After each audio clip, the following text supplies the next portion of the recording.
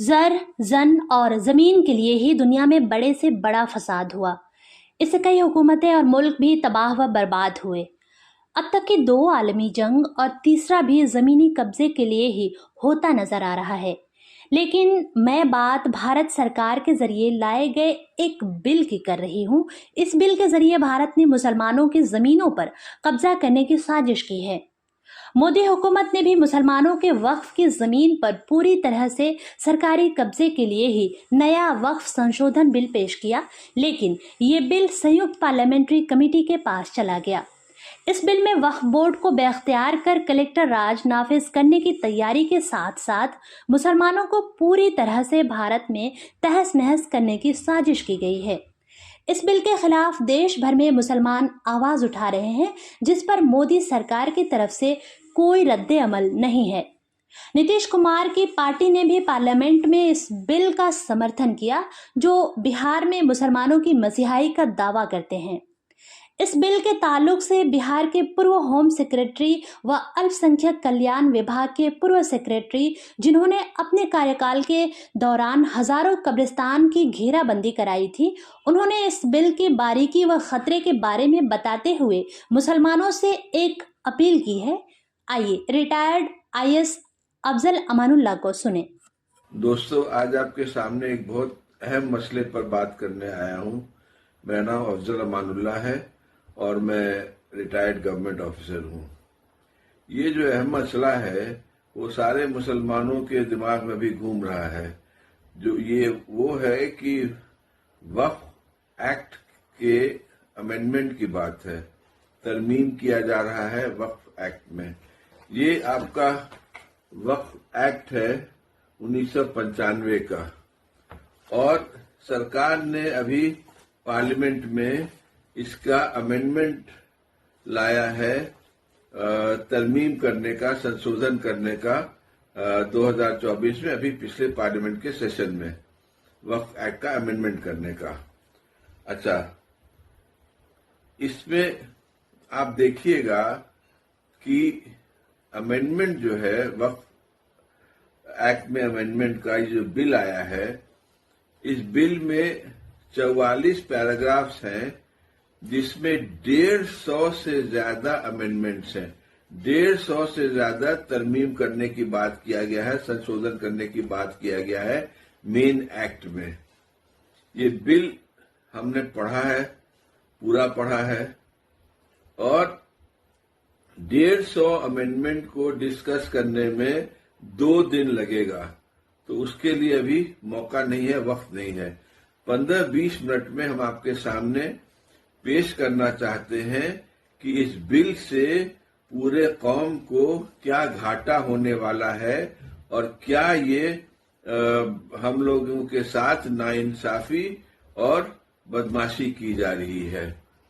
तो सबसे पहले दोस्तों, आप ये सराहिए कि सात हम आपको 7 अमेंडमेंट्स के बारे में बताते हैं।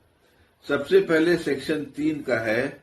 सेक्शन 3 का आर आई को इन लोगों ने हटाया है, जिसमें था कि वक्फ बाय यूजर के बारे में था कि वक्फ बाय यूजर अगर वो सीज कर जाता है फॉर वट एवर रीजन, तो वक्फ खत्म नहीं हो जाएगा, वो चाहे कितने दिन से वो सीज किया हुआ हो। इन लोगों ने वो पूरा क्लॉज ही ओमिट कर दिया है। अब इसको आपको समझाना होगा कि आपको जरा ध्यान दे के समझिए। जैसे हम आपको बिहार का एग्जाम्पल देते हैं।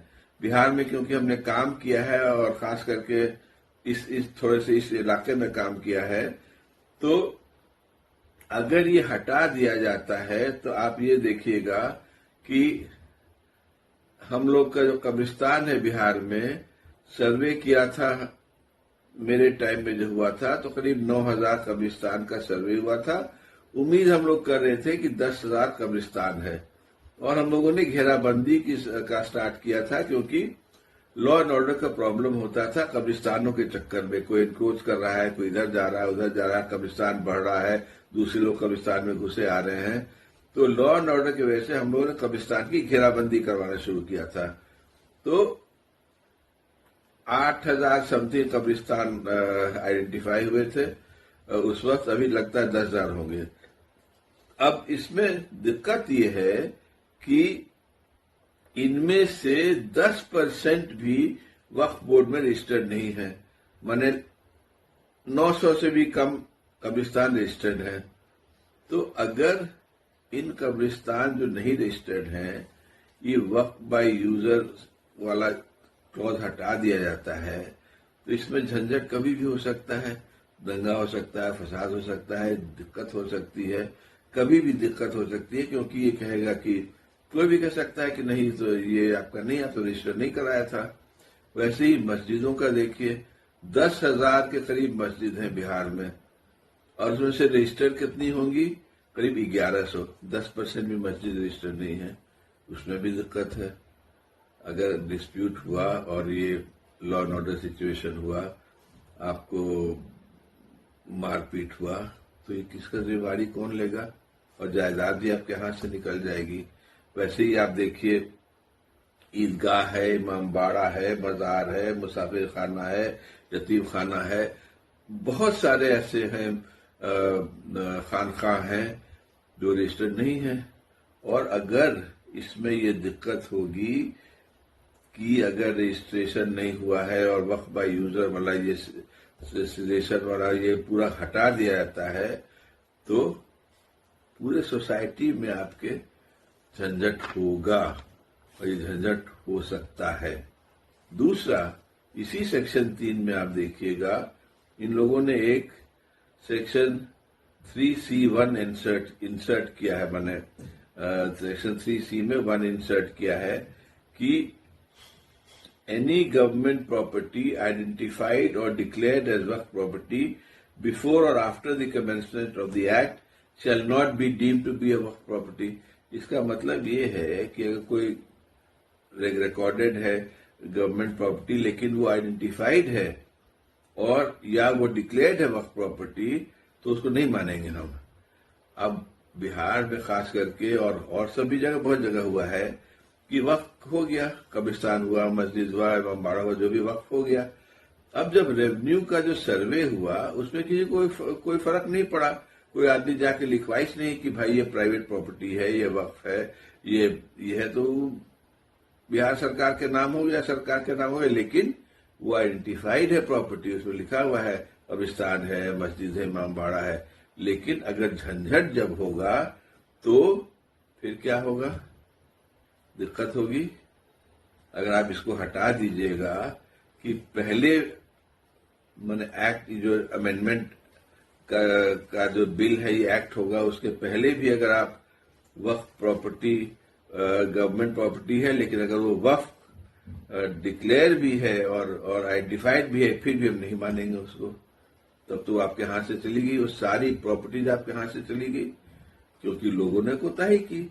जो देने वाले मर गए और बाकी जो लोग यूज कर रहे हैं।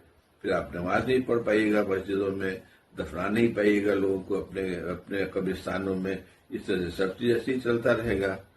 इसी में सेक्शन 2 में 3C2 एक और कह रहा है कि अगर ये प्रॉपर्टी में के बारे में डिस्प्यूट हुआ कि ये वक्फ प्रॉपर्टी है कि नहीं है, तो कलेक्टर साहब इसमें ये करेंगे, इंक्वायरी करेंगे। मान भी लिया कि ठीक है, कलेक्टर साहब इंक्वायरी करें अगर होता है, लेकिन उसमें ये भी है कि जब तक कि कलेक्टर इंक्वायरी खत्म नहीं करता है, तब तक इस प्रॉपर्टी को वक्फ नहीं मानेंगे। तो अगर फर्ज करिए कि आपका कोई मस्जिद में, आपका कोई कब्रिस्तान में, आपका कोई खानकाह में डिस्प्यूट खो गया और कलेक्टर साहब इंक्वायरी शुरू किए, हुआ कि बाद यहाँ नमाज बंद, यहाँ दफनाना बंद, यहाँ खानकाह में जाना बंद, सब चीज बंद, जब तक कलेक्टर साहब अपना नहीं देते हैं कि भाई ये क्या है, इंक्वायरी नहीं करते हैं। अब कलेक्टर साहब इसको 10 दिन में करें या 10 साल में करें, इस पर कहाँ कुछ लिखा हुआ है कि इतने दिन में इनको करना है। और क्यों भाई, आप क्यों सब बंद कर दीजिएगा, हम लोग का आना जाना सब ये करना। तो ये तो हुआ 3 चीज। आप समझ गए?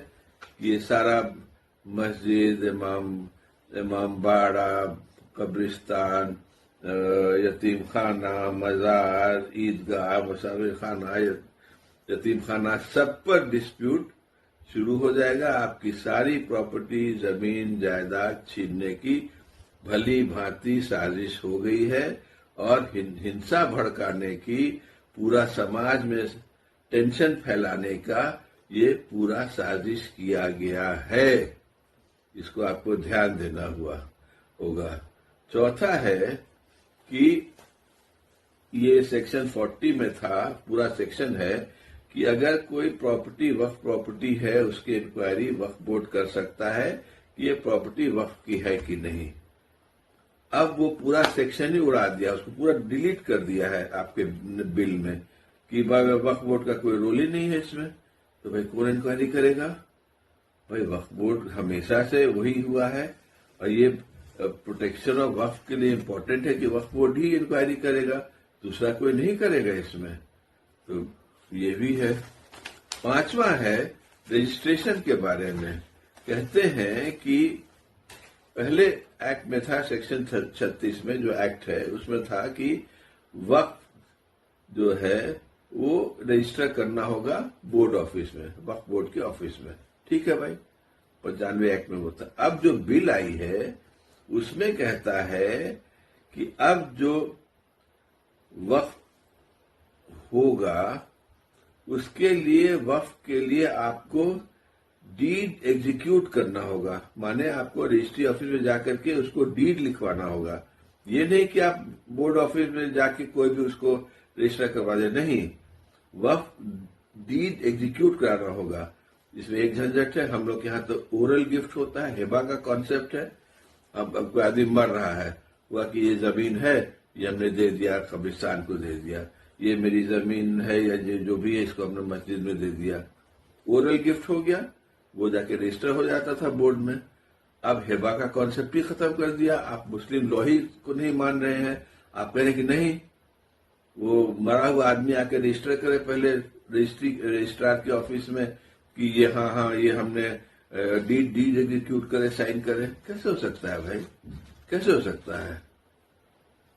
छठा ये है, दिक्कत की बात है कि लिमिटेशन एक्ट लागू नहीं होता था।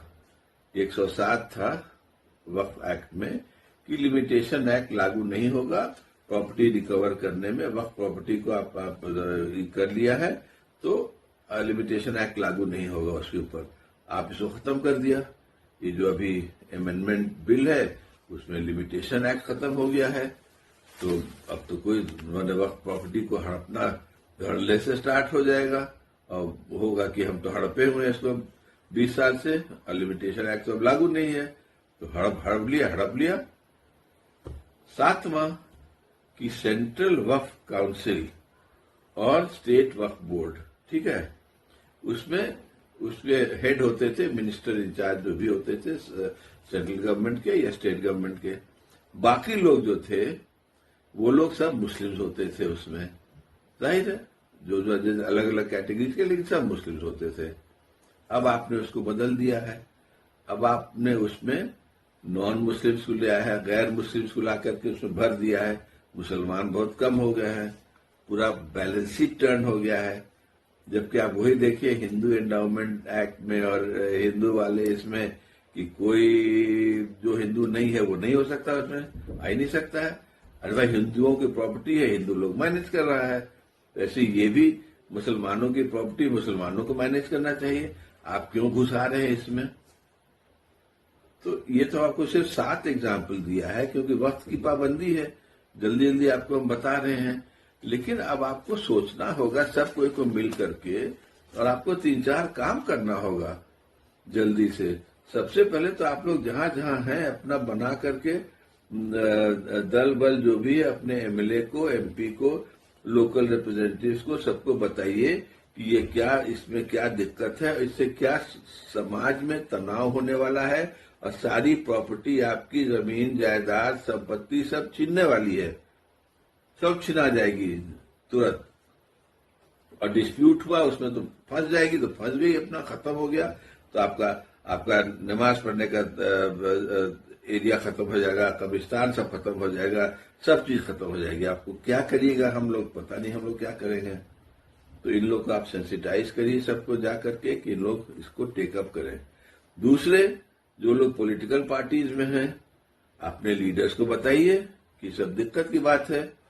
भाई जो डेमोक्रेसी हम लोग की है, डेमोक्रेसी इज नॉट द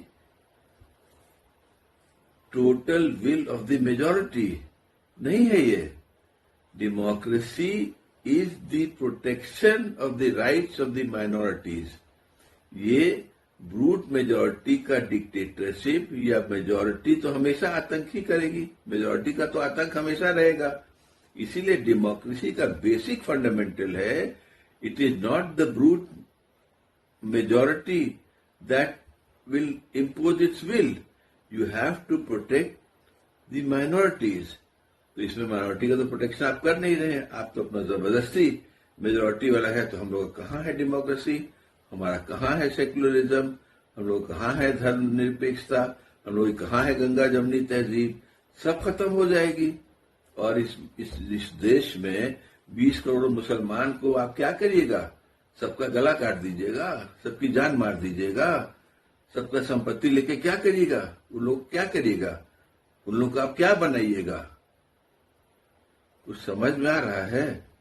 इस पर सोचिए, अपने नेताओं को समझाइए, अपने रिप्रेजेंटेटिव्स को समझाइए। और कुछ तो मुसलमान ऐसे हैं जो हम देख रहे हैं, लिख लिख करके दे रहे हैं कि अरे भाई ये तो मुसलमान लोग अपने आप पर लाया है, अरे भाई मुसलमान लोग वक्फ का प्रॉपर्टी खाया है, तो ये तो हो नहीं था। अरे भैया, तो अपने घर में न सटाओगे, तुमने घर में कोई झंझट है तो घर ही में न रखोगे कि बाहर जाके ढिंडोरा पीटोगे, दूसरे लोग को बुलाओगे कि आओ बेटा आओ मेरे घर में आओ, हम लोग की इज्जत लूटो, सामान लूटो, जमीन जायदाद लूटो। ऐसे भी मुसलमान हैं। तो खैर उसमें हमको कुछ बोलना नहीं है, हमको सिर्फ बोलना है कि अंतोगत्वा बाय इन द एंड सब कोई को मिलकर के इस बिल को टोटली रिजेक्ट करवाना है।